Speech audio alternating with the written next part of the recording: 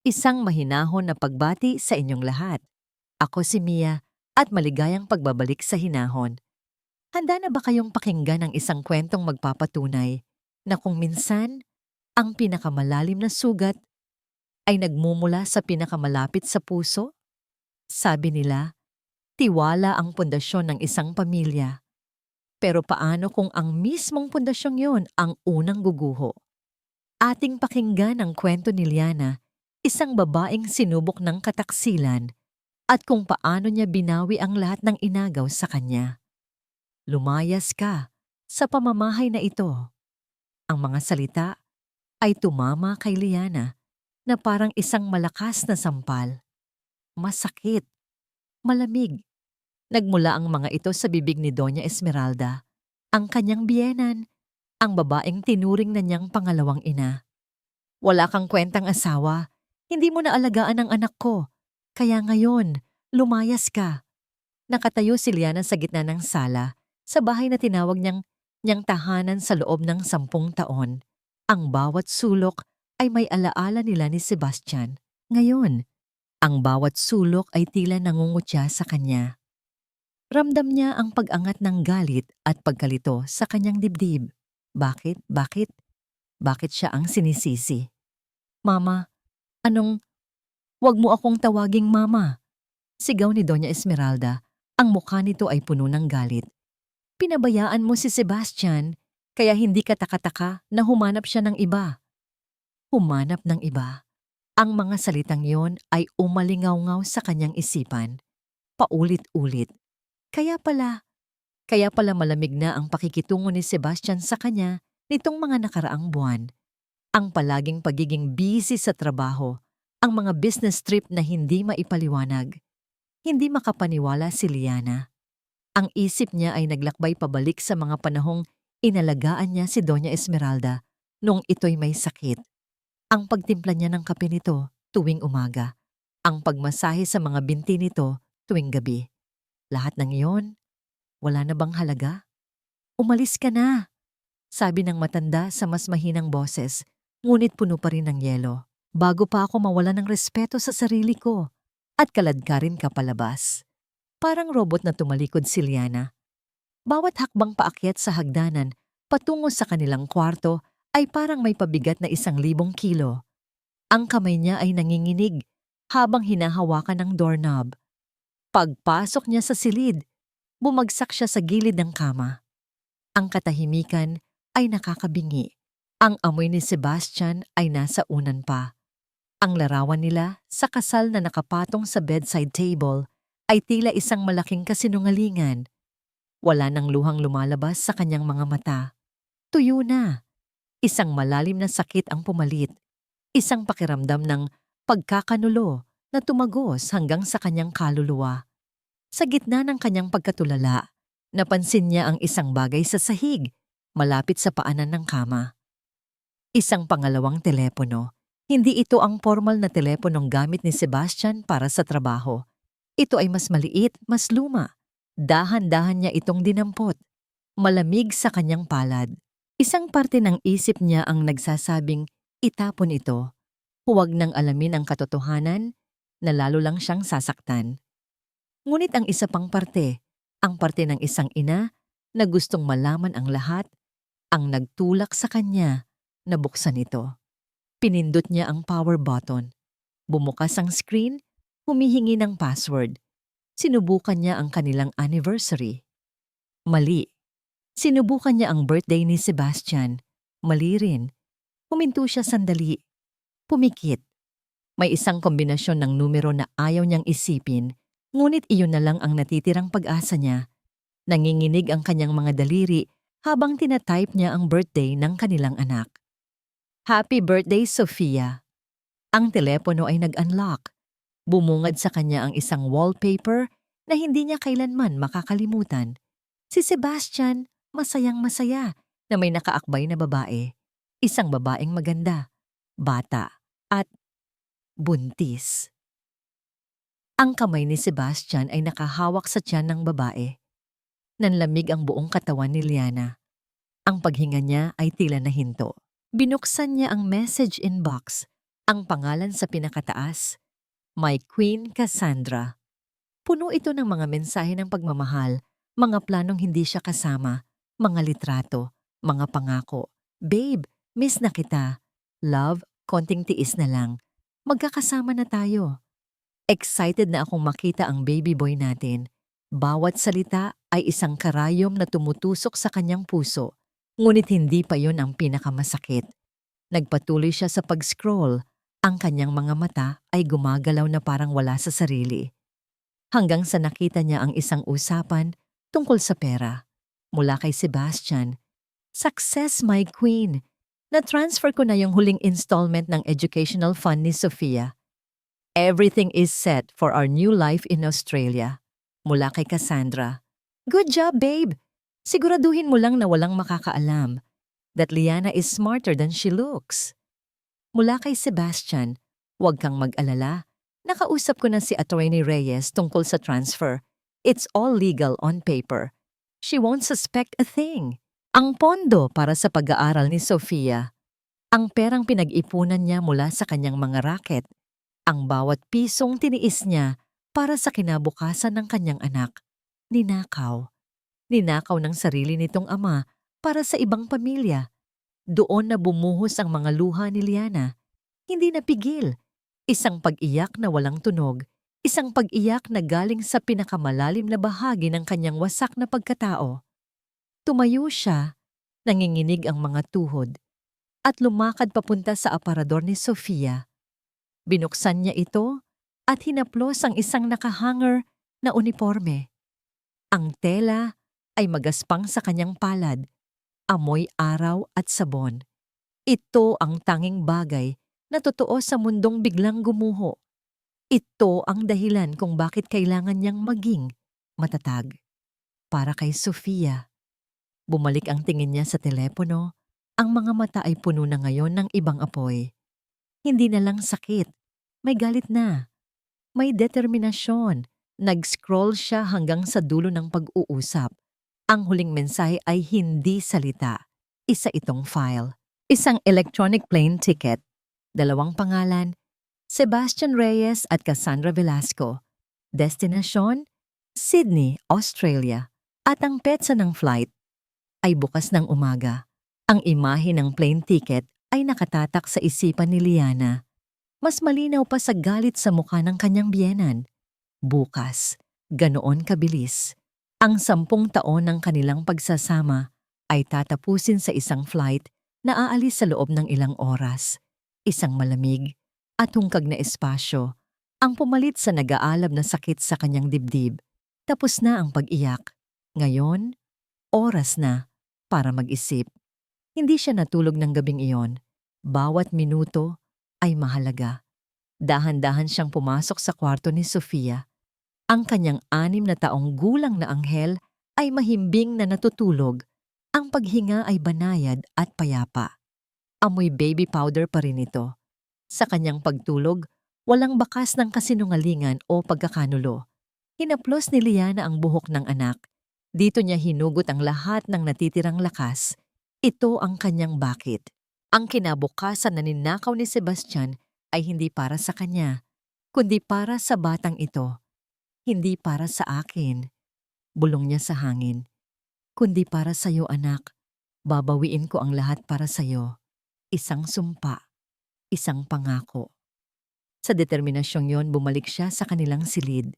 Ngayon, hindi na siya ang asawang nagluluksa. Isa siyang inang handang makipaglaban.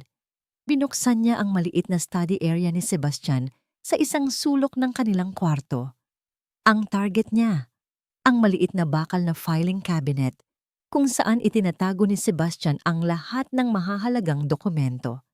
Nakakandado ito, pero alam ni Liana kung nasaan ang duplicate na susi sa ilalim ng isang lumang paperweight na regalo niya. Ganoon kalaki ang tiwala niya noon, ganoon siya naging bulag. Binuksan niya ang cabinet. Isang alon ng amoy ng lumang papel ang sumalubong sa kanya.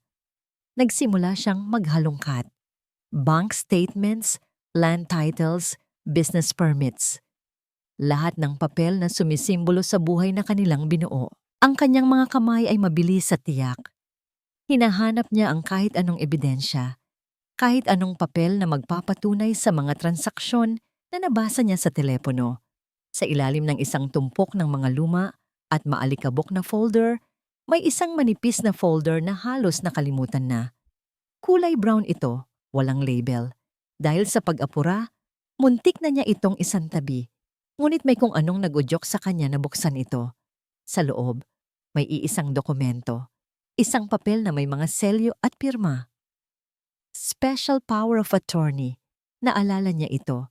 Mga 6 na buwan na ang nakalipas. Nagmamadaling pumasok si Sebastian sa bahay. May hawak na mga papel. "Dalian mo, Liana. May late na ako sa meeting," sabi nito noon. Halos itulak ang ballpen sa kamay niya. "Ano to?" tanong niya habang sinusubukang basahin ang nilalaman. "Basta pirmahan mo na lang para sa bagong business natin.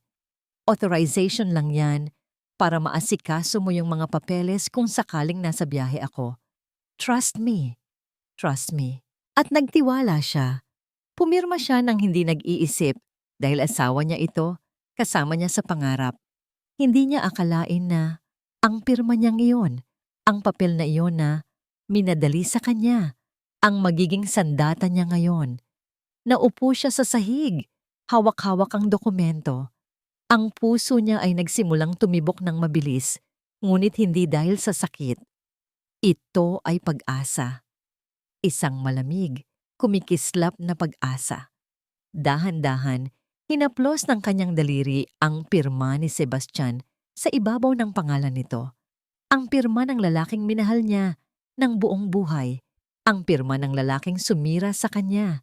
At ngayon, ang pirma na magbibigay sa kanya ng kapangyarihan para bawin ang lahat. Bakit ito naiwan ni Sebastian? Marahil sa sobrang pagtitiwala na hindi niya kailanman hahalungkatin ang mga gamit nito. O marahil sa sobrang pagmamaliit sa kanya, inisip nitong hindi niya maiintindihan ang kahalagahan nito. Tumayo si Liana, hawak ng mahigpit ang papel.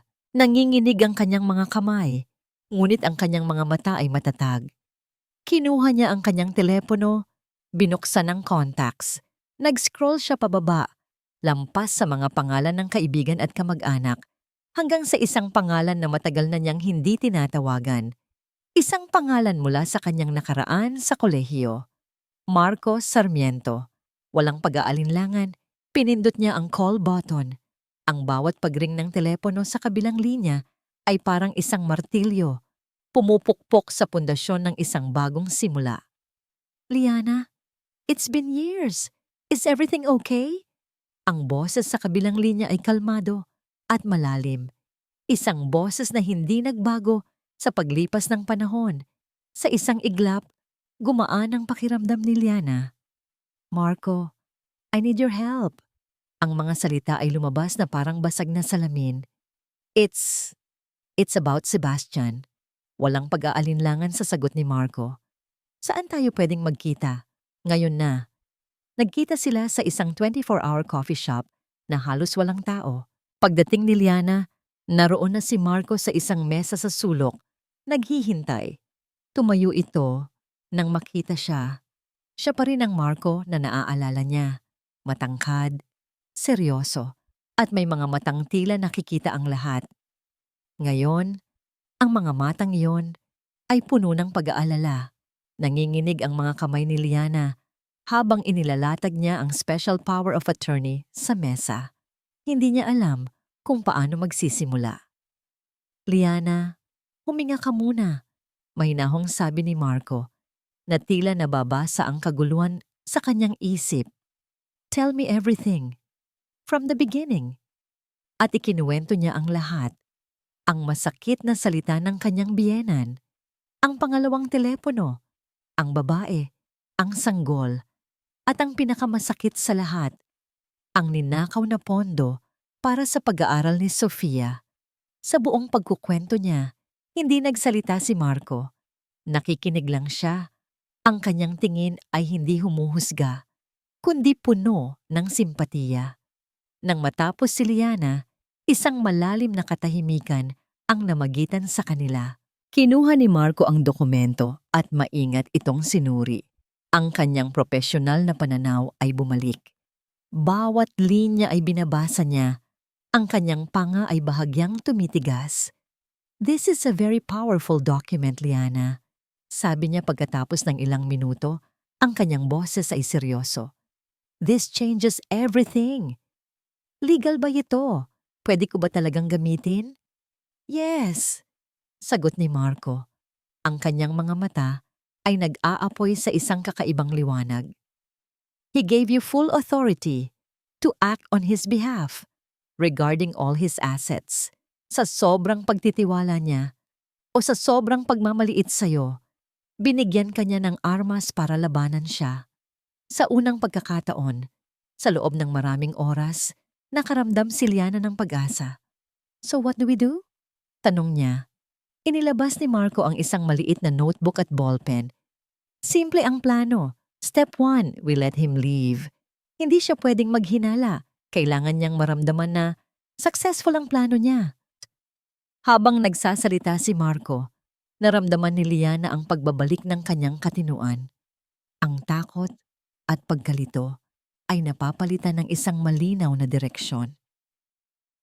Step 2. The moment his plane takes off, we act. Pupuntahan natin ang lahat ng bangko. I-freeze natin ang accounts. Ise-secure natin ang mga ari-arian na nakapangalan sa kanya, lalo na yung mga pinagpaguran mo. At higit sa lahat, ililipat natin ang natitirang educational fund ni Sofia sa isang account na ikaw lang ang may control. Step 3. Pagpapatuloy niya. Habang ginagawa natin yan, maghahanap tayo ng iba pang ebidensya. May nabalitaan ako mula sa isang kaibigan sa bangko. May mga unusual transactions si Sebastian lately. Hindi ko pinansin noon, pero ngayon, lahat ay nagkakaroon ng saysay. Tumingin si Marcos sa kanya, ang kanyang ekspresyon ay lumambot. "Kahit noon pa sa college, Liana, palaban ka. I always admired that. Huwag mong hahayaan na kunin niya yan sa'yo." Pagkatapos, kumuha si Marco ng isang baso ng maligamgam na tubig mula sa counter at inilagay ito sa harap niya. Isang simpleng gesture, ngunit para kay Liana, ito ay ang lahat. "Humina ka muna, Liana," sabi niya sa mahinang boses. "Hindi ka nag-iisa dito." Tumango si Liana, pinipigilan ang mga luhang nagbabadyang tumulo. Tumingin si Marco sa kanyang relo. Malapit nang mag-umaga. "The next few hours will be the hardest part," sabi niya. Ang kanyang tingin ay seryoso at nakatutok sa kanya. "Para magawa natin to, kailangan mong magpanggap na walang alam hanggang sa makaalis siya. Kailangan mong ngumiti. Kailangan mong mag-impake ng gamit niya. Kailangan mong magpaalam na parang walang nangyari. It will be the performance of your life." Huminto siya sandali. Ang kanyang mga mata ay tila tumatagos sa kaluluwa ni Liana. "Kaya mo ba?" Ang tanong ni Marco ay nanatiling nakabitin sa hangin habang nagmamaneho si Liana pauwi. Kaya mo ba? Hindi niya alam. Ang alam lang niya ay kailangan niyang kayanin. Para kay Sofia. Pagpasok niya sa bahay, ang araw ay nagsisimula ng sumikat. Ang bawat sinag ng liwanag na tumatama sa sahig ng kanilang sala ay parang isang spotlight nag-aabang sa kanyang pag-arte. Huminga siya ng malalim at isinuot ang maskara ng isang mapagmahal na asawa. Naabutan niya si Sebastian sa kusina. Nagtitimpla ng kape, bihis na. Ngumiti ito sa kanya. Isang ngiting na ngayon ay alam na niyang puno ng kasinungalingan. "Good morning, Hon. Akala ko tulog ka pa.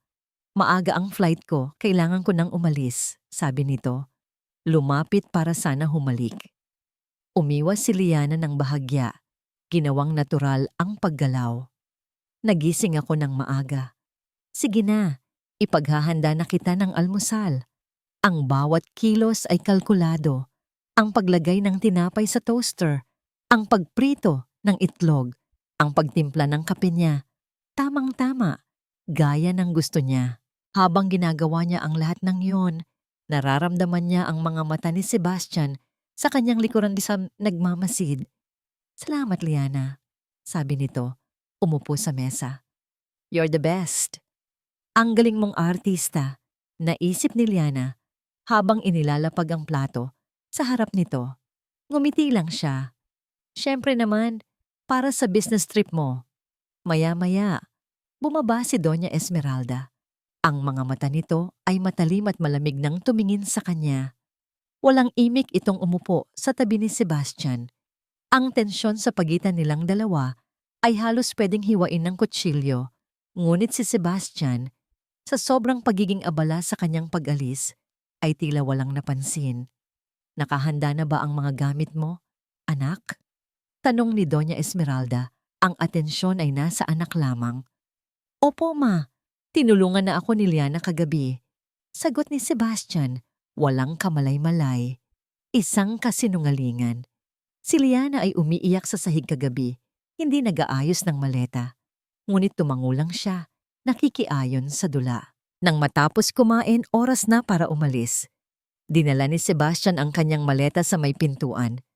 Lumapit siya kay Liana. "Mag-iingat ka dito, ha?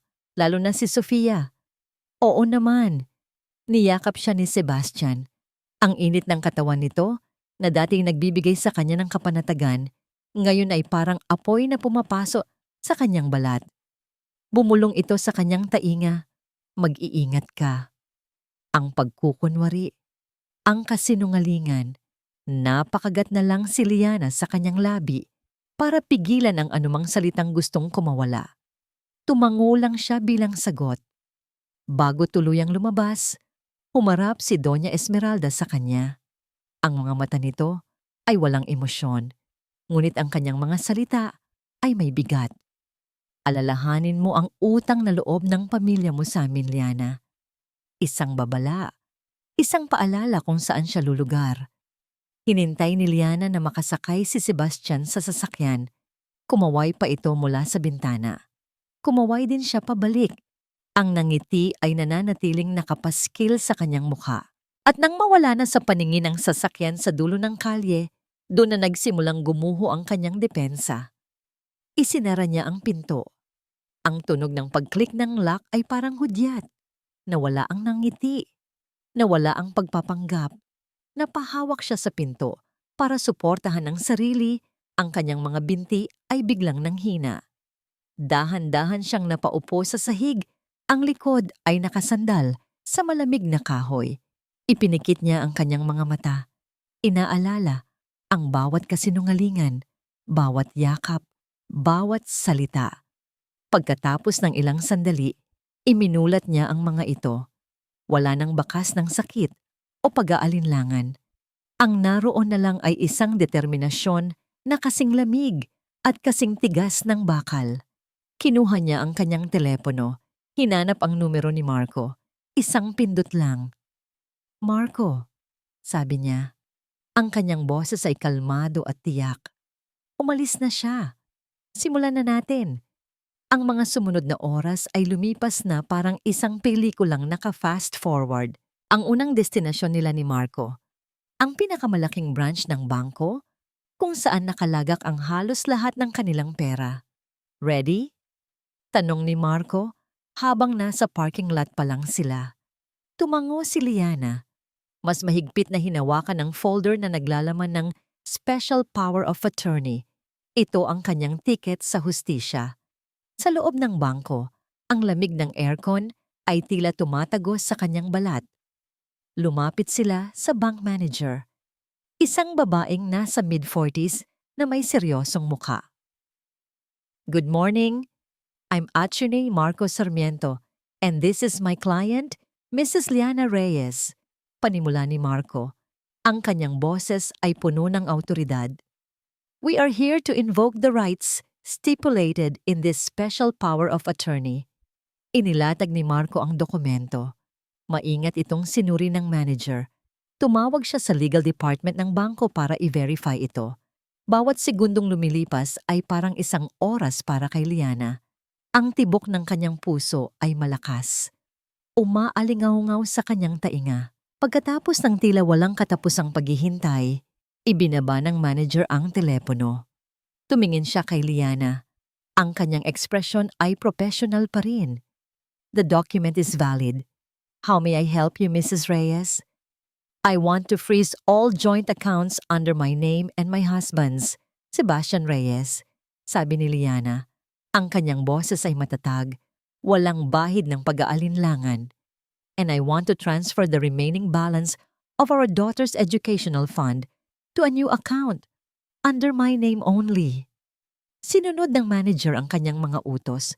Habang nagtatype ito sa computer, tiningnan ni Liana ang mga numero sa screen. Nakita niya ang malaking halaga na nawala, ang perang para sana kay Sofia.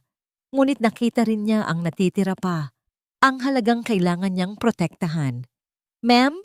Sabi ng isa sa mga staff ng bangko habang pinoproseso ang mga papeles. Napansin ko lang po, may malaking loan na inaplayan si Sir Sebastian last month under his company name. Ang collateral po, itong property address ninyo. Nagkatinginan si Liana at Marco. Isa na namang suntok sa sikmura. Hindi lang pala ang pondo ng anak niya ang tinangka nitong kunin, kundi pati na rin ang kanilang tahanan. Pagkatapos ng bangko, sunod-sunod na ang kanilang pinuntahan. Ang Registry of Deeds para i-annotate ang kanilang titulo. Para hindi ito maibenta ni Sebastian. Ang mga opisina ng korporasyon para igiit ang kanyang kapangyarihan base sa SPA. Bawat lugar na kanilang pinupuntahan ay isang hakbang palayo sa pagiging biktima. Hapon na nang matapos sila. Pareho silang pagod. Ngunit may isang bagong enerhiya sa pagitan nila. Ang enerhiya ng isang misyong natapos. Nakasakay sila sa kotse ni Marco, parehong tahimik. Nakatingin lang si Liana sa labas ng bintana. Pinapanood ang pagdaan ng mga gusali at mga tao. We did it! Basag ni Marco sa katahimikan. Napabuntong hininga si Liana. Isang malalim na paghinga na tila naglabas ng lahat ng takot at bigat na kanyang pinasan. Sa nakalipas na 24 na oras, ito ang unang pagkakataon na nakahinga siya ng maluwag. Salamat, Marco. Hindi ko ito magagawa kung wala ka. You did this, Liana. I was just here to guide you. Sagot niya. Isang maliit na ngangiti ang sumilay sa kanyang mga labi. Habang nasa biyahe, nag-vibrate ang telepono ni Marco. Isang email. Pinakita niya ito kay Liana. Ito ay isang flight status notification. Flight QF20, Manila, MNL to Sydney, SID. Status, landed. Nakatitig si Liana sa salitang landed. Nakatingin siya sa screen at nai-imagine niya si Sebastian at si Cassandra.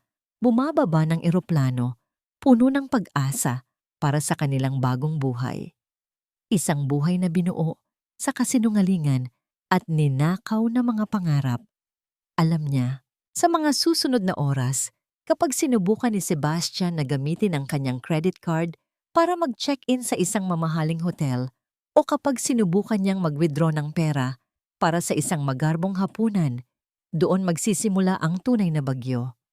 At sa pagkakataong ito, handa na si Liana. Sa kabilang dako ng mundo, sa Sydney, ang hangin ay puno ng pangako.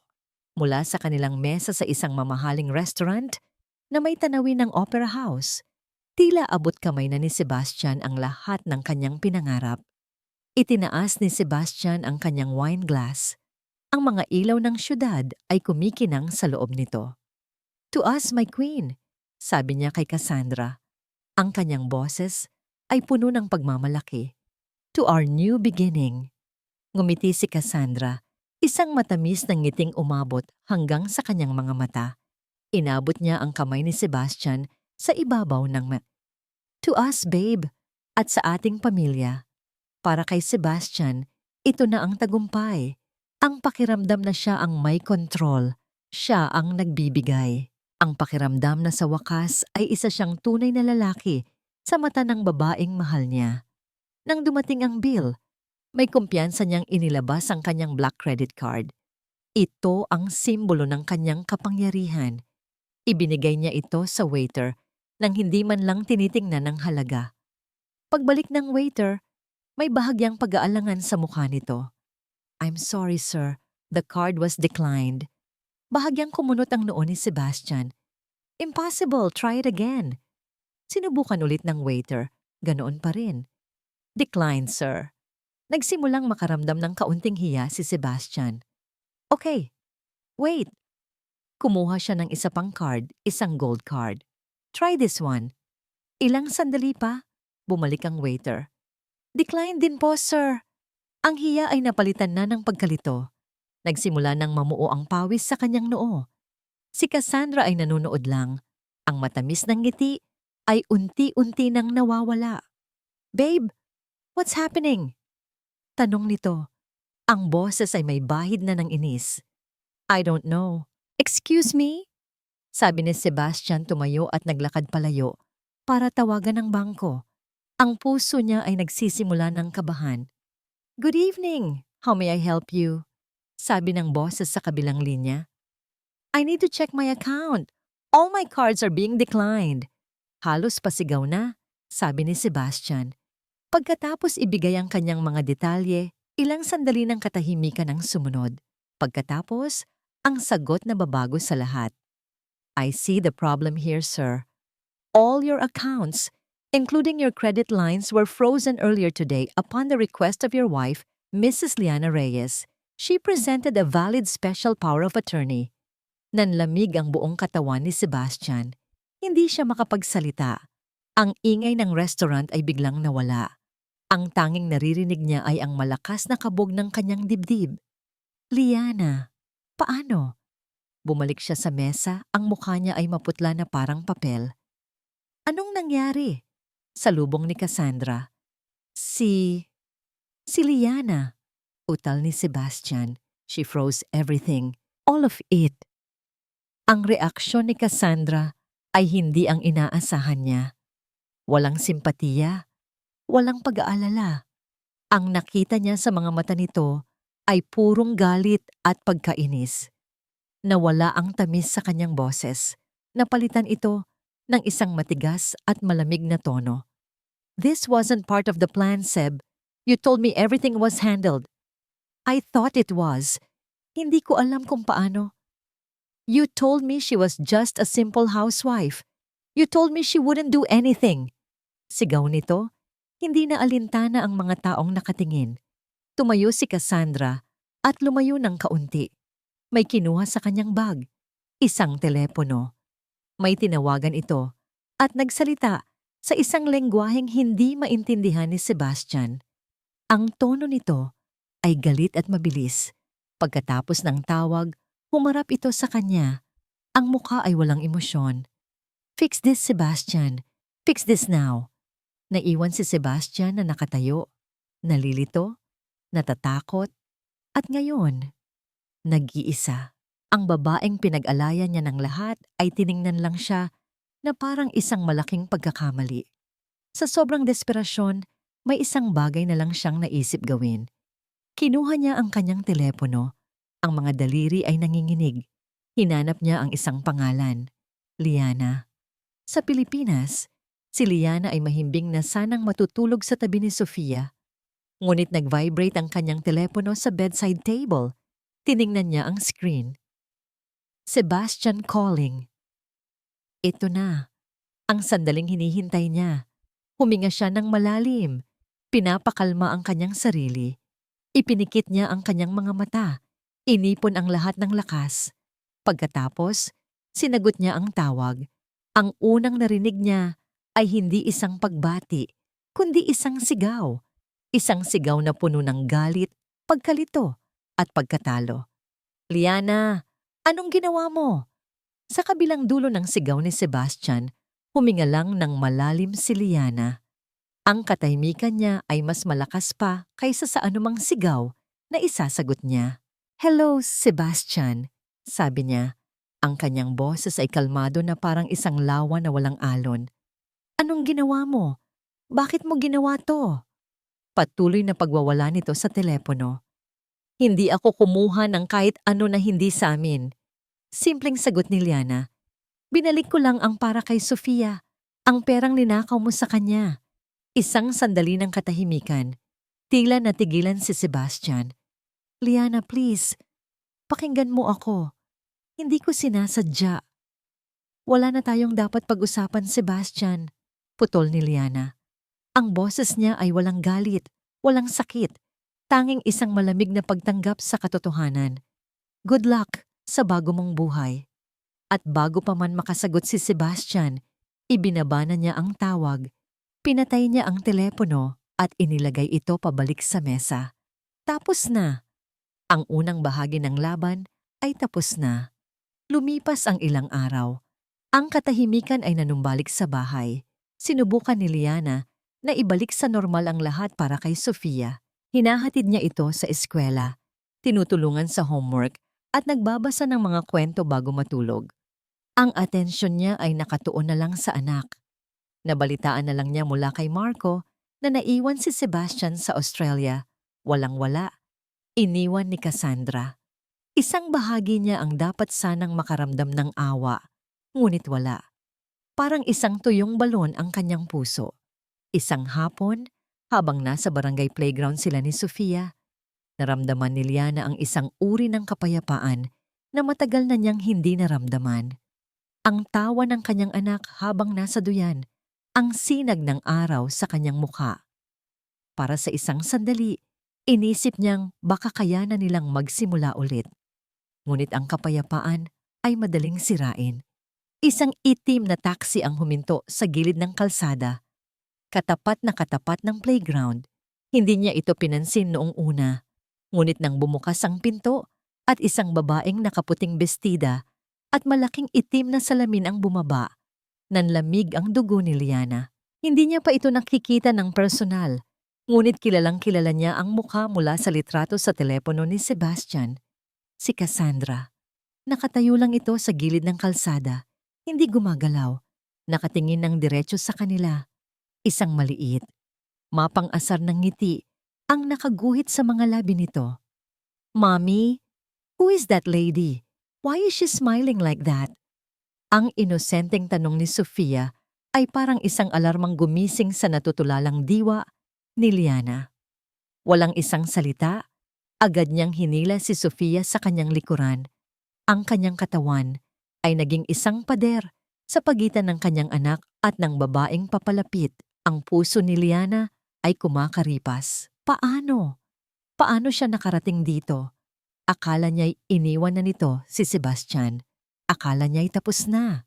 Ngunit habang si Cassandra ay dahan-dahang tumatawid ng kalsada, alam ni Liana na ang laban ay hindi pa tapos. Sa katunayan, ito ay nagsisimula pa lamang. Ang bawat hakbang ni Cassandra ay may tiwala sa sarili. Ang kanyang puting bestida ay sumasayaw sa hangin. Ang tunog ng kanyang takong sa semento ay tila isang orasan. Binibilang ang mga huling sandali ng kapayapaan ni Liana. Huminto ito ilang talampakan lang ang layo sa kanila. Ang ngiti ay hindi pa rin nawawala sa mga labi nito. Dahan-dahan, inalis nito ang kanyang salamin. Inilalantad ang isang pares ng mga matang matatalim, mapanuri, at walang bahid ng anumang kabutihan. Hello, Liana, sabi ni Cassandra. Ang boses ay matamis pero puno ng lason. Ang kanyang tingin ay lumipat mula kay Liana pababa kay Sofia na nakatago sa likod ng ina bago bumalik ulit kay Liana. I think you and I need to talk. Huminto ito sandali. Hinahayaan ang mga salita na lumubog. About my baby and Sebastian's future. Ang hangin sa paligid ay tila biglang kumapal at naging mabigat. Ang masayang ingay ng playground ay biglang nawala sa pandinig ni Liana. Ang tanging nakikita niya ay ang babaeng nasa harap niya, ang dahilan ng pagkasira ng kanyang pamilya. At ngayon, isang direktang banta sa kapayapaan na sinusubukan niyang buuin muli. Mas sumigpit ang hawak ni Liana sa kamay ni Sofia. Ang giyera ay dumating na sa kanyang pintuan. Uwi na tayo, anak. Ang boses ni Liana ay mahinahon, ngunit may diin. Hinila niya si Sofia palayo sa playground. Palayo sa babaeng may ngiting demonyo. Hindi siya lumingon. Hindi niya binigyan si Cassandra ng satisfaksyon na makita ang takot sa kanyang mga mata. Naramdaman niya ang titig nito sa kanyang likod. Isang titig na nangangako ng gulo. Pagdating sa bahay, agad niyang isinara at nilock ang pinto. Niyakap niya si Sofia ng mahigpit. "Mommy, why did we leave? I was still playing," tanong ng bata. "May kailangan lang asikasuhin si Mommy, baby," sagot niya. Hinahalikan ng noo nito. "Let's watch your favorite cartoon instead." Habang nanonood ng makukulay na imahe sa telebisyon si Sofia, ang isip ni Liana ay nasa labas. Sa giyerang paparating, hindi niya maintindihan. Anong gusto ni Cassandra? Pera? Pero wala ng pera. Imposibleng makuha nito ang anumang natitira pa. Ang ginawa ni Cassandra ay hindi gumanti. Nagsimula itong magtanim. Kinabukasan, lumabas si Liana para bumili ng pandesal sa kanto. Ito ay isang gawain na ginagawa niya araw-araw. Ngunit sa araw na yon, may nag-iba. Ang mga kapitbahay na dati bumabati sa kanya ng "Good morning, Liana," ay bigla na lang yumuyuko o umiiwas ng tingin. Ang maliliit na grupo ng mga nag-uusap sa labas ng kanilang mga bahay ay biglang tumatahimik kapag dumadaan siya. Ang hangin ay puno ng mga bulungan na hindi niya marinig, ngunit ramdam na ramdam niya. Huminto siya sa tapat ng maliit na karinderya ni Aling Nena para bumili ng ulam para sa tanghalian. Dati, masaya silang nagkakamustahan. "Aling Nena, magandang umaga po," bati ni Liana. Si Aling Nena, na nagpupunas ng isang lamesang malinis na, ay hindi lumingon. Tila hindi siya narinig. Ibinulong nito sa kanyang katulong. "Asikasuhin mo si Liana." Naiwan si Liana na nakatayo doon. Pakiramdam niya ay bigla siyang naging invisible. Ang simpleng pag-iwas na yon ay mas masakit kaysa sa anumang sigaw. Iyon ang hiya. Ang kahihiyan na ipinaparamdam sa kanya ng komunidad na dati kanyang kinabibilangan. Nagbayad siya at umalis ng walang imik. Bit-bit ang plastic bag ng pagkain na tila mas mabigat kaysa sa dati. Habang naglalakad pa uwi, narinig niya ang isang pira-pirasong usapan mula sa likuran. Kawawa naman daw yung babae. Buntis pa naman. Sabi, si Liana daw ang nang-agaw. Grabe pala ugali niyan, akala mo tahimik. Nakarating siya sa kanyang bahay na parang tumakbo sa isang marathon. Isinara niya ang pinto at napasandal dito. Ang kanyang paghinga ay mabigat. Hindi pala pera ang habol ni Cassandra. Ang habol nito ay ang kanyang pangalan, ang kanyang dignidad. Gusto nitong sirain siya sa mata ng lahat.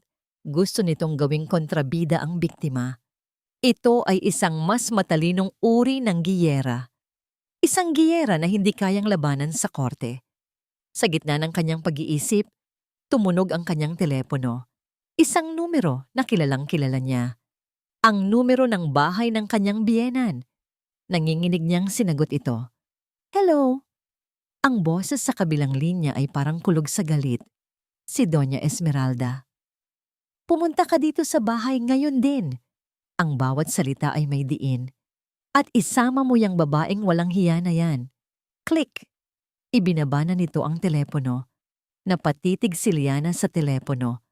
Malamig na pawis ang tumagaktak sa kanyang noo. Nauunawaan na niya. Nakapasok na ang kaaway sa kampo ng kanyang kalaban. At siya ngayon ay ipinapatawag sa gitna ng kanilang korte. Ang bigat ng bawat hakbang ni Liana papasok sa bahay ng kanyang biyenan ay parang pagtapak sa kumunoy. Ang bahay na dati puno ng masasayang alaala ay isa na ngayong korte at siya ang nasasakdal. Sa sala, ang eksena ay eksakto sa kanyang inaasahan, ngunit mas masakit pa ring makita. Nakaupo si Cassandra sa isang silyon. Ang mga kamay ay nakahawak sa kanyang tiyan na bahagyang umuumbok na. Umiiyak ito ng walang tunog. Ang itsura ay kaawa-awa. Sa tabi nito, hinahaplos ni Doña Esmeralda ang kanyang likod. Inaalo ito na parang ito ang tunay na biktima. Nang makita si Liana, Tumayo si Doña Esmeralda. Ang mukha nito ay isang maskara ng galit at pagkadismaya. "Tingnan mo ang ginawa mo!" Sigaw nito, ang daliri ay nakaturo kay Cassandra. "Isang buntis ang pinahihirapan mo. Wala ka na bang puso, Liana?" Hindi makapagsalita si Liliana. Ang tanawin sa harap niya ay napakabaluktot, imposible. Siya ang niloko, siya ang ninakawan, ngunit siya ang kontrabida. "Hindi niyo po naiintindihan, Mama. Sinabi ng wag mo akong tawaging Mama." Putol ni Doña Esmeralda. "Naiintindihan ko ang lahat. Naiintindihan ko na sa sobrang pagiging abala mo, sa pagpapayaman, sa pagiging mas magaling sa asawa mo, napabayaan mo siya." Lumapit ito sa kanya. Ang mga mata ay nag-aapoy. "Kaya ngayon, ibabalik mo ang lahat ng kinuha mo. Ang pera, ang mga ari-arian. May pananagutan si Sebastian sa magiging anak niya. May karapatan ng apo ko na magkaroon ng magandang kinabukasan." Habang nagsasalita ang matanda, tumayo si Cassandra, nagpupunas ng mga pekeng luha. "Hindi naman po namin hinihiling ang lahat, tita," mahinang sabi nito. "Gusto lang po namin makuha yung para sa investment namin, para sa bata." Bigla itong natigilan, na-realize ang sinabi. "Investment?" Tanong ni Doña Esmeralda, bahagyang kumunot ang noo. Ang ibig ko po sabihin, para sa future po ng baby." Mabilis na bawi ni Cassandra, bumalik sa pagiging kaawa-awa. Ngunit ang sakit na naramdaman ni Liana ay mas malalim pa. Hindi dahil sa pera, kundi dahil sa sunod na sinabi ng kanyang biyenan. "Kahit kailan, hindi mo binigyan si Sebastian ng pakiramdam na siya ang lalaki sa pamilyang ito." Ang mga salitang iyon ay tumama kay Liana na parang isang punyal sa puso. Iyon ang pinakamasakit sa lahat. Dahil sa isang maliit na bahagi ng kanyang sarili, iyon din ang kinatatakutan niya, na baka nga may pagkukulang siya, nanghihina siyang napasandal sa dingding. Wala na siyang lakas para lumaban, talo na siya. Ngunit sa gitna ng katahimikan at tensyon, may kumatok sa nakabukas na pinto. Lahat sila ay napalingon. Nakatayo doon si Marco, bihis sa kanyang suit, kalmado ang itsura. May dala siyang isang manipis na folder. Naglakad siya papasok, ang kanyang presensya ay agad nagpabago sa hangin sa loob ng silid. Yumuko siya ng bahagya kay Doña Esmeralda bilang paggalang. "Pasensya na po sa abala," sabi niya sa isang magalang ngunit matatag na boses. Tumingin siya kay Liana na may bahagyang pag-aalala bago ibinaling ang kanyang tingin kay Cassandra na biglang namutla. "Pero sa tingin ko," pagpapatuloy ni Marco, ang kanyang mga mata ay hindi inaalis kay Cassandra, "may ilang bagay kayong dapat malaman tungkol kay Miss Cassandra Velasco." Huminto siya sandali, hinayaan ang bawat salita na magkaroon ng bigat. Kung anuman ang tunay niyang pangalan, ang mga salita ni Marco ay parang isang bato na inihagis sa isang tahimik na lawa. Lumilikha ng mga alon ng pagdududa at pagkalito. Agad na tumayo si Cassandra. Ang kanyang mukha ay nagpapakita ng pagkukunwaring galit, ngunit ang panginginig ng kanyang mga kamay ay hindi maitatago. "Anong pinagsasabi mo? Sino ka ba para manghimasok dito? This is a family matter." "Ako po ang abogado ni Mrs. Liana Reyes," sagot ni Marco, kalmado pa rin. Binuksan niya ang folder na dala niya at inilabas ang ilang pirasong papel. At may karapatan po siyang malaman kung sino ang taong nagdadala sa kanya at sa kanyang pamilya sa kapahamakan. Iniabot niya ang mga papel kay Doña Esmeralda. "Ayon po sa aming paunang investigasyon, si Miss Cassandra Velasco ay gumagamit din ng mga pangalang Bella Cruz at Katrina Sandoval. At sa ilalim ng mga pangalang iyan, mayroon siyang record ng panloloko sa 2 negosyante sa Cebu at Davao." Nakatitig si Doña Esmeralda sa mga papel. Isang lumang news clipping online. May litrato ng isang babae na kamukhang-kamukha ni Cassandra. May ibang pangalan. "Kasong-kasong isinampa niyo sa akin yan," sigaw ni Cassandra. Ang kanyang boses ay tumataas na.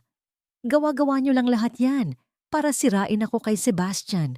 Tita, huwag po kayong maniwala sa kanila. Bumalik siya sa pag-iyak, isang mas desperadong pag-iyak ngayon. Ngunit sa pagkakataong ito, hindi agad lumapit si Doña Esmeralda para aluin siya. Ang mga mata ng matanda ay nakapako sa mga papel. Pagkatapos ay kay Cassandra, pagkatapos ay kay Liana.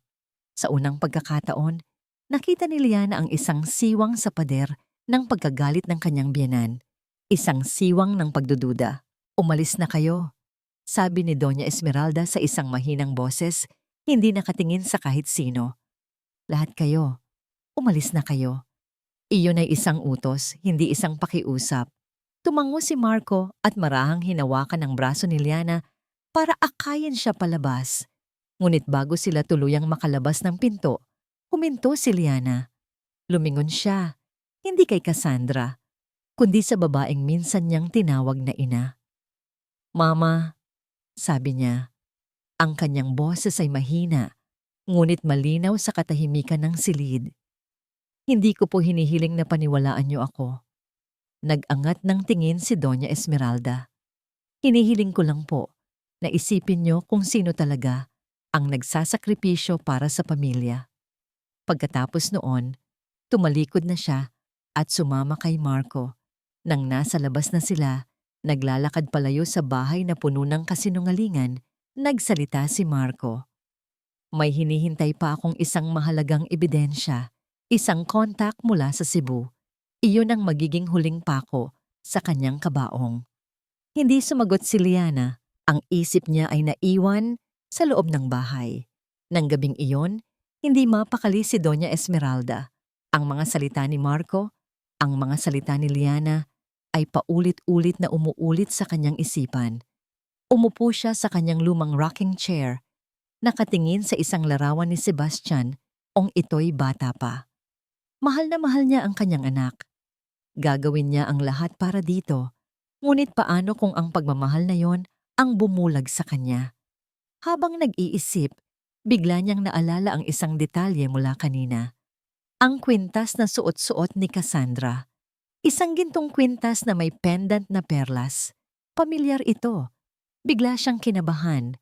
Nagmamadali siyang pumasok sa kanyang silid at binuksan ang isang maliit na baul ng alahas. Inilabas niya ang isang lumang kahon. Pagbukas niya, naroon ang kapares na hikaw ng kwintas. Isang family heirloom. Isang set na regalo niya kay Liana noong araw ng kasal nito. Naalala niya bigla. Isang taon na ang nakalipas. Sinabi ni Liana na nawawala ang kwintas. Marahil ay nanakaw. Pinagalitan pa niya ito noon sa pagiging pabaya. Ngayon, ang kwintas na yon ay nasa leeg ng babaeng sinisira ang kanilang pamilya. Nanlamig ang mga kamay ni Doña Esmeralda. Ang puso niya ay nagsimulang tumibok ng mabilis. Ang siwang ng pagdududa ay isa ng ngayong malaking bitak. Ang pagdududa ni Doña Esmeralda ay nagbago na ngayon sa isang malamig na katotohanan. Ang kwintas.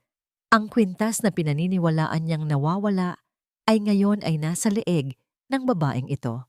Isang pahiwatig na mas malaki ang kasinungalingan kaysa sa kanyang inakala. Ngunit bago pa man niya lubusang maharap ang katotohanang yon, ang giyera ay lumipat sa isang mas personal at mas mapanganib na antas. Kinaumagahan, habang si Liana ay naglalakad patungo sa paaralan ni Sofia, may isang sasakyan na huminto sa kanyang harapan. Bumaba ang dalawang lalaking nakasuit. Sila ay galing sa Department of Social Welfare and Development, DSWD. Mrs. Liana Reyes, tanong ng isa. Ako nga po, sagot ni Liana. Ang puso ay biglang kumabog. May natanggap po kaming complaint na nagsasaad na hindi po kayo angkop na mag-alaga sa inyong anak, Miss Sofia Reyes. May naghain po ng reklamo na unstable raw po kayo mentally at baka mapabayaan niyo ang bata. Nanlamig ang buong katawan ni Liana. Mental instability, mawalay sa anak, ito ang pinakamasamang bangungot ng bawat ina. Hindi po totoo yan. May nag-iimbento lang po. Kailangan niyo po kaming samahan sa aming opisina para sa isang investigasyon, sabi ng isa pa. At kung mapapatunayan ang reklamo, kailangan po nating dalhin si Sofia sa temporary custody ng DSWD. Ang bawat salita ay tumatama sa kanya na parang malaking bato. Nanginginig ang kanyang mga kamay. Si Sofia, ang kanyang anak. Ang tanging dahilan kung bakit siya lumalaban. Agad niyang tinawagan si Marco. Sinusubukan niyang kunin si Sofia sa akin, Marco. Sabi niya, ang kanyang boses ay nanginginig. Huwag kang mag-alala, Liana. Dadalo ako sa investigasyon. Hindi nila pwedeng basta nalang kunin si Sofia nang walang sapat na ebidensya. Paniniguro ni Marco. Ngunit ang takot ay hindi nawala. Nang gabing iyon, matagal niyang niyakap si Sofia. Hinaplos niya ang buhok ng kanyang anak. Ang kanyang mga mata ay nanunubig. Hindi nila pwedeng kunin ka sa akin, anak. Hindi pwede. Bulong niya. Ang kanyang paghinga ay mabigat. Ito na ang pinakamasakit na tama. Hindi na tungkol sa pera o pangalan. Ito ay tungkol sa kanyang pagiging ina. Kinaumagahan si Liana at Marco ay nagtungo sa opisina ng DSWD. Ang bawat hakbang ay mabigat. Ramdam niya ang mga titig ng mga tao na tila alam ang kanilang sitwasyon. Pumasok sila sa isang maliit na meeting room. Isang babaeng social worker ang nakaupo sa mesa, ang kanyang muka ay seryoso at walang emosyon. Sa tabi nito, may isa pang babae. Isang babaeng maputla, mukhang nerbiyoso at pamilyar sa mukha ni Liana. Si Aling Nena, ang kapitbahay niya na may-ari ng karinderya. Ang dating kaibigan na umiiwas ng tingin sa kanya. Nanlaki ang mga mata ni Liana. Bakit narito si Aling Nena? Pagkatapos, bumukas ang pinto ulit. At pumasok si Cassandra. Suot nito ang kanyang pinakamaawa-awang ekspresyon. Ngunit nang magtama ang kanilang mga mata ni Liana, nakita niya ang isang mabilis na kislap ng tagumpay. Naglakad si Cassandra papunta sa upuan. Ang tiyan ay bahagyang umbok na parang ito ang pinakamatinding pagsubok sa buhay niya. Tumingin si Liana kay Aling Nena. Si Aling Nena naman ay nakayuko, hindi makatingin ng diretso kay Liana. Ang panginginig ng kanyang mga kamay ay hindi nakaligtas sa paningin ni Liana. May mali. Malalim ang pagkakamali. Sinimulan ng social worker ang pag-uusap. Mrs. Reyes, Mr. Sarmiento, narito po tayo para sa isang preliminary investigation. Ms. Velasco, you filed the complaint, correct? Opo, sagot ni Cassandra. Ang boses ay mahina. Parang may sakit. Hindi ko na po kasi matiis ang pananakit niya sa akin. At sa tingin ko po, hindi siya karapat-dapat na ina para kay Sofia. Tumingin ang social worker kay Aling Nena. At ikaw, Miss Nena, ikaw po ang witness sa isa sa mga insidente. Tama po ba? Dahan-dahan, nag-angat ng tingin si Aling Nena. Ang kanyang mga mata ay nag-aalangan, puno ng takot. Tumingin ito kay Liana, pagkatapos ay kay Cassandra, at sa huli, bumalik sa sahig. Oo po, utal nito. Nakita ko po, ang hangin sa silid ay tila nagbago. Para kay Liana, ang bawat hininga ay mahirap. Ang taong pinagkakatiwalaan niya, ang taong nakasama niya sa hirap at ginhawa, ngayon ay magpapatunay laban sa kanya. Ito na ang pinakamasakit na bahagi. Ang bawat salitang lumabas sa bibig ni Aling Nena ay parang isang patak ng yelo na tumatama sa puso ni Liana. Nakita ko po si Mrs. Reyes. Sinisigawan niya po si Miss Velasco.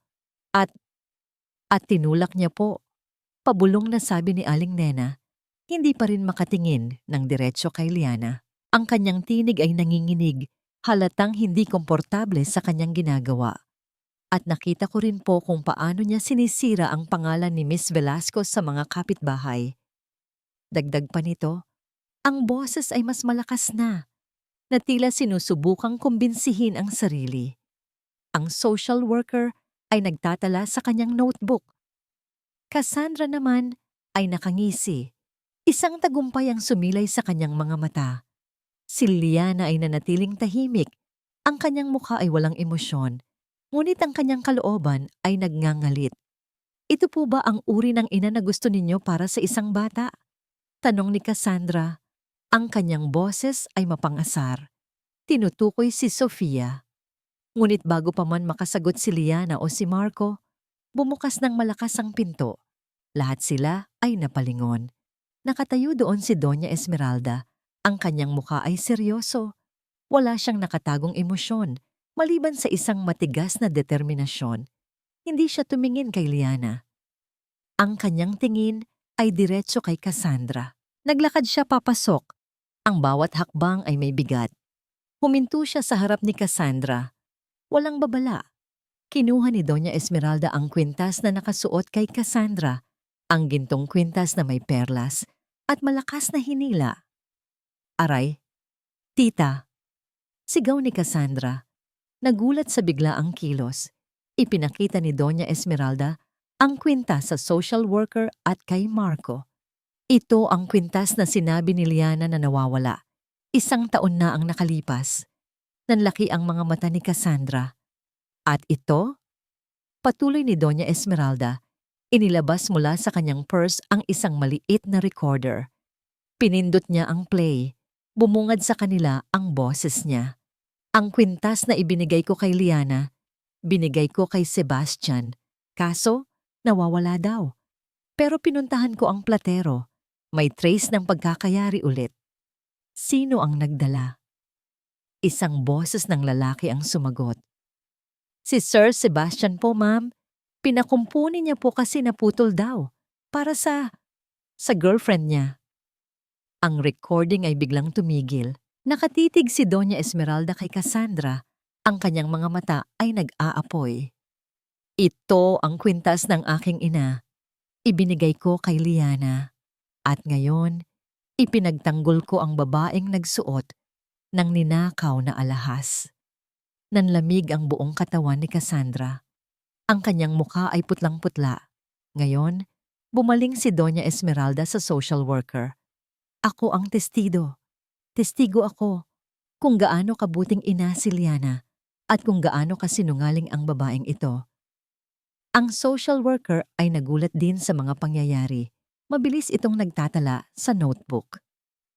Niloloko lang po kayo ng babaeng yan. Sigaw ni Cassandra, desperado. Gawa-gawa lang lahat yan. Ngunit bago pa man magpatuloy si Cassandra, nag-vibrate ang telepono ni Marco. Tiningnan niya ito at isang ngiti ang sumilay sa kanyang mga labi. Mabuti pa, sabi ni Marco. Ang kanyang boses ay puno ng kumpiyansa. Pakinggan natin ang sasabihin ng tunay na Attorney Reyes. Bumukas ang pinto at pumasok ang isang lalaking may edad, nakasuot ng formal na suit. Tumingin ito ng diretso kay Cassandra. Miss Velasco? Sabi ng lalaki. Ang kanyang boses ay matatag. We finally meet again. Nanlaki ang mga mata ni Cassandra. Ang kanyang muka ay nagulantang. Mr. Reyes, anong ginagawa mo dito? Ang lalaking pumasok ay hindi Attorney Reyes ng mga papeles ni Sebastian, kundi isang mas matandang abogado na may seryosong ekspresyon. Ang pangalan ko ay Attorney David Reyes. Hindi ako ang abogado ng asawa mo, Miss Velasco. Ako ang isa sa mga negosyanteng niloko mo sa Cebu. Nagpakilala si Attorney Reyes sa social worker.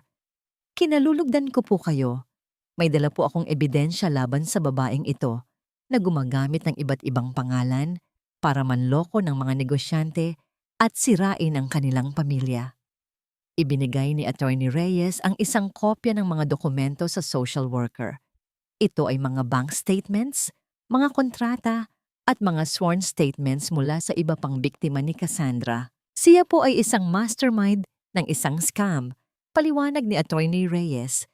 Ang modus niya ay umakit ng mga lalaking may pera, gamitin ang kanilang trust, at unti-unting manipulahin sila na ilipat ang kanilang mga asset sa kanya o sa mga shell companies. Ang panganganak sa Australia ay bahagi ng kanyang plano para magkaroon ng citizenship at doon na niya tuluyang babaliin ang leeg ng kanyang biktima sa kasong ito. Si Sebastian Reyes. Nagsimulang magpanik si Cassandra. Lahat yan kasinungalingan. Gawa-gawa lang nila yan. Para lang sirain ako. At ikaw, Aling Nena, sabi ni Marco, lumapit sa kapitbahay na nanatiling nakayuko. May kailangan ka ring aminin, hindi ba? Nag-angat ng tingin si Aling Nena. Ang kanyang mga mata ay puno ng takot, ngunit may isang bahagi din ng kaluwagan. Pinilit niya ako. Binantaan niya ako. Sabi niya, kung hindi ko siya susuportahan, sisirain niya ang karinderya ko. Mawawalan ako ng hanapbuhay. Bumalik siya sa pag-iyak pero ngayon, totoo na ang mga luha. Patawarin mo ako, Liana. Patawarin mo ako. Tiningnan ni Liana si Aling Nena. Hindi niya maramdaman ng galit, tanging ang pag-unawa. Naiintindihan niya ang takot na mawalan ng hanapbuhay. Ang social worker ay mayroon na ngayong sapat na ebidensya. Ang kaso ay nagbago na mula sa complaint laban kay Liana tungo sa kaso ng panggaganso at pananakot laban kay Cassandra. Ms. Velasco, sabi ng social worker, ang kanyang boses ay malamig at opisyal. You are under investigation for fraud, manipulation, and intimidation. This agency will recommend immediate legal action. Hindi na naghintay ang pulis na sumama kay Attorney Reyes, agad nilang inaresto si Cassandra. Hindi! Buntis ako! Hindi niyo to pwedeng gawin! Sigaw ni Cassandra habang hinihila siya palabas. Ngunit walang nakinig. Ang silid ay biglang naging tahimik. Si Aling Nena ay patuloy pa ring humihingi ng tawad. Tiningnan siya ni Liana at isang maliit na ngiti ang sumilay sa kanyang mga labi. Ito ay isang nangiti ng pag-unawa, hindi ng pagtanggap. Lumapit si Doña Esmeralda kay Liana. Ang kanyang muka ay puno ng hiya at pagsisisi. Liana. Ang boses niya ay halos hindi marinig. Patawarin mo ako. Hindi siya nagsalita. Sa halip, marahang kinuha ni Liana ang nanginginig na kamay ng kanyang biyanan at bahagyang pinisil. Isang senyales ng pag-unawa, isang simula ng pagpapatawad, isang maliit na hakbang. Marco, sabi ng social worker, I think we're done here. Maraming salamat sa inyo. Lumabas si Liana, Marco at Doña Esmeralda sa opisina ng DSWD. Ang hangin sa labas ay tila mas magaan. Ang langit ay mas matingkad. Tapos na, bulong ni Liana. Hindi pa, sagot ni Marco. Ang kanyang tingin ay seryoso. Hindi pa tapos hanggat hindi pa nauuwi si Sebastian. Hindi pa tapos hanggat hindi mo pa nalalagay sa ayos ang buhay mo. Isang tawag ang dumating sa telepono ni Liana. Isang hindi pamilyar na numero. Isang numero mula sa Australia. Saglit siyang nag-alinlangan. Ngunit sa huli, sinagot niya, Liana? Ang boses ni Sebastian ay mahina. Parang may sakit. Pauwi na ako. Huminto ito sandali. Please mag-usap tayo. Ang huling tawag ni Sebastian, ang kanyang mga salita ay umaling-awngaw sa isip ni Liana habang papauwi siya. Mag-usap tayo. Wala na siyang pakialam sa kung anong sasabihin nito. Ngunit alam niyang kailangan niya itong harapin. Hindi para sa sarili niya, kundi para sa tuluyang pagtatapos ng kabanatang ito ng kanyang buhay. Dumating si Sebastian makalipas ang ilang araw. Isang gabi, habang nagbabasa si Liana sa sala, may kumatok sa pintuan. Nang buksan niya, nakita niya ang isang Sebastian na halos hindi na niya makilala. Payat, magulo ang buhok, ang kanyang mga mata ay walang kinang, puno ng pagod at pagkatalo. Ang dating Sebastian na puno ng kumpiyansa at pagmamalaki ay wala na. Liana, yung boses nito ay parang bulong, halos hindi marinig. Pwedeng pumasok? Pinapasok siya ni Liana. Naglakad si Sebastian sa gitna ng sala. Ang kanyang mga mata ay nilibot ang paligid, ang kanyang dating kaharian. Ngayon, pakiramdam niya ay isang estranghero. Huminto siya sa harap ni Liana at unti-unting lumuhod. "Liana, patawarin mo ako," sabi nito. Ang kanyang boses ay nanginginig. "Patawarin mo ako sa lahat ng ginawa ko. Nagkamali ako. Naging tanga ako. Minanipula ako ni Cassandra. Wala akong kaalam-alam sa mga plano niya." Patuloy itong nagsalita. Umiiyak. Humihingi ng awa. Sinusubukang ipagtanggol ang kanyang sarili. Sinisisi si Cassandra. Sinisisi ang lahat maliban sa kanyang sarili. Nakinig lang si Liana. Wala siyang naramdamang galit. Walang sakit. Tanging isang malalim na pagod. Tiningnan niya ang lalaking dating asawa, ang ama ng kanyang anak, at wala na siyang nakitang pagmamahal. Tanging isang estranghero na nagdusa dahil sa sarili nitong mga desisyon. Nang matapos si Sebastian, isang mahabang katahimikan ang namagitan sa kanila. "Tinatawagan mo ako para sabihin yan?" tanong ni Liana. Ang kanyang boses ay kalmado. "Gusto kong ayusin ang lahat, Liana. Sana mabigyan mo ako ng isa pang pagkakataon para sa atin, para kay Sofia." Umiling si Liana. "Sebastian, matagal ko nang pinatawad ang sarili ko. Pinatawad ko na ang pagiging bulag ko. Pinatawad ko na ang pagtitiwala ko sa'yo." Nagtaka si Sebastian. Pero sa akin, hindi mo ako mapapatawad?" "Pinatawad na kita," sagot ni Liana. Ang kanyang tingin ay diretso. "Hindi dahil sa karapat-dapat ka, kundi dahil karapat-dapat ako at si Sofia sa kapayapaan. Ayokong magdala ng galit sa puso ko, kaya pinatawad na kita." Kinuha niya mula sa isang drawer ang isang folder. Inilabas niya mula rito ang 2 kopya ng dokumento. "Narito ang divorce papers," sabi niya, inilapag sa mesa. "Pinirmahan ko na. Pirmahan mo na lang. Pagkatapos nito, malaya na tayo. Malaya ka na sa akin at malaya na ako sa'yo." Nagulat si Sebastian. Umangat ang tingin niya, ngunit wala na siyang makita sa mga mata ni Liana, kundi isang resolusyon.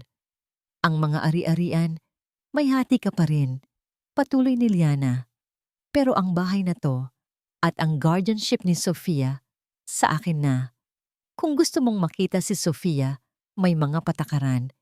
Hindi ka pwedeng magdala ng kahit sinong babae. Walang magulo. Walang kasinungalingan." Hindi nagsalita si Sebastian. Nakatingin lang siya sa mga papel, pagkatapos ay kay Liana. Ang kanyang pagkatalo ay kumpleto na. Dahan-dahan, kinuha niya ang ballpen at nilagdaan ang mga dokumento. Nang matapos siyang pumirma, tumayo siya. Naglakad siya patungo sa pintuan. Bago siya lumabas, lumingon siya. May gusto pa sanang sabihin, ngunit walang lumabas sa kanyang bibig. Ngunit bago pa man niya tuluyang maisara ang pinto, tumakbo si Sofia pababa ng hagdan, bit-bit ang isang piraso ng papel. "Daddy!" sigaw ng bata. "Look! Ginawa ko to para sa'yo.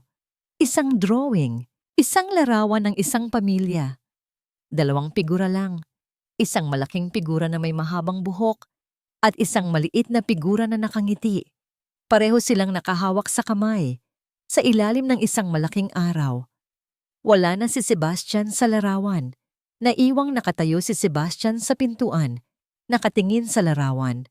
Ang kanyang mga mata ay nanunubig. Walang imik siyang tumalikod at tuluyang umalis. Ilang linggo ang lumipas. Ang katahimikan ay nanatili sa bahay, ngunit ito ay isang katahimikan na puno ng kapayapaan. Isang hapon, habang si Liana at Sofia ay naglalakad sa parke, nag-e-enjoy sa sariwang hangin at sa mga tunog ng mga batang naglalaro. "Mommy, can we get ice cream?" tanong ni Sofia. Ang kanyang mga mata ay kumikinang. "Of course, baby," sagot ni Liana. Ngumiti. "Liana." Lumingon siya. Naroon si Marco, nakatayo sa ilalim ng isang puno, nakangiti. Hindi siya nakasuot ng suit ngayon. Casual lang ang kanyang damit. Hindi na siya ang abogado. Siya na lang si Marco. "Kamusta na kayo?" tanong niya. Lumapit sa kanila. Tumingin si Liana kay Marco. At sa unang pagkakataon, sa napakatagal na panahon, hindi siya ngumiti para magtago ng sakit. Hindi siya ngumiti para sa kapayapaan. Ngumiti siya dahil sa wakas. Masaya na siya. Isang ngasang ngiti na nagpaparamdam ng pag-asa. Isang taon ang lumipas. Ang sariwang amoy ng pandesal at kape. Ang bumungad sa sinumang papasok sa Hinahon Bake Shop. Ang munting tindahan na itinayo ni Liana. Ito ang kanyang pangarap na natupad. Isang lugar kung saan pwedeng maging totoo ang mga matatamis na bagay. Ang pangalan ng kanyang bake shop ay kinuha sa pangalan ng kanilang podcast. Si Sofia, ngayon ay mas lumaki na at mas masigla, ay tumutulong sa pag-aayos ng display ng mga cookies. Ang kanyang tawa ay parang musika sa loob ng tindahan. Madalas bumisita si Doña Esmeralda. Hindi na siya ang matigas at mapanuring biyenan. Ngayon, siya ay isang mapagmahal na lola na handang magkwento ng kanyang kabataan habang iniinom ang kanyang kape at kinakain ang paborito niyang ensaymada. Ang kanyang presensya ay patunay sa isang koneksyon na muling nabuo. Isang pamilyang nahanap ang kapayapaan sa gitna ng mga abo ng nakaraan. Minsan, bumibisita si Sebastian para makita si Sofia. Ang kanyang mga pagbisita ay laging tahimik, sumusunod sa mga patakaran ni Liana. Hindi na siya ang Sebastian na mapagmataas at walang pakialam. Natuto siyang magpakumbaba. Natuto siyang tanggapin ang kanyang mga pagkakamali. May trabaho na siya ngayon sa probinsya at unti-unti niyang binabayaran ang kanyang mga pagkukulang. Ang pagpapatawad ni Liana ay hindi nangangahulugang pagkalimot, kundi pagtanggap na may mga sugat na gumagaling sa paglipas ng panahon. Si Marco ay naging higit pa sa isang kaibigan o abogado. Ang kanilang relasyon ay dahan-dahang namumulaklak, batay sa matibay na pundasyon ng respeto, pagtitiwala at pag-unawa. Wala nang madali ang pagmamahalan, tanging isang relasyon na pinapatatag ng pagdaan ng panahon at pagtanggap sa kanilang mga nakaraang karanasan. Hindi sila nagmamadali. Mahalaga ang bawat sandali. Isang gabi, habang nagsasara si Liana ng bake shop, nilapitan siya ni Sofia. May dalang maliit na cupcake na may isang kandila. "Mommy, it's your half-birthday, make a wish!" Napangiti si Liana. Hinaplos niya ang buhok ng kanyang anak. Ang kanyang isipan ay naglakbay pabalik sa isang taon na ang nakalipas. Sa gumuho niyang mundo, sa mga luhang iniluha niya, sa sakit na halos pumatay sa kanya. Ngayon, nakatayo siya, matatag, may sariling tindahan, may anak na masaya, at may kapayapaan sa kanyang puso. Pumikit siya at huminga ng malalim. Pagkatapos, idinilat niya ang kanyang mga mata. Isang tunay na ngiti ang nakaguhit sa kanyang mga labi. "Ang wish ko," sabi niya kay Sofia, "natupad na."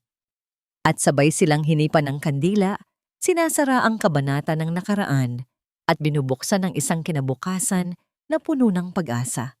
Ito ang kwento ng isang babaeng, sa kabila ng lahat ng sakit, ay natutong lumaban, magpatawad, at sa huli, mahalin muli ang kanyang sarili. Ang kanyang tunay na kapayapaan ay hindi nahanap sa paghahanap ng paghihiganti, kundi sa pagtanggap at pagpili ng kalayaan.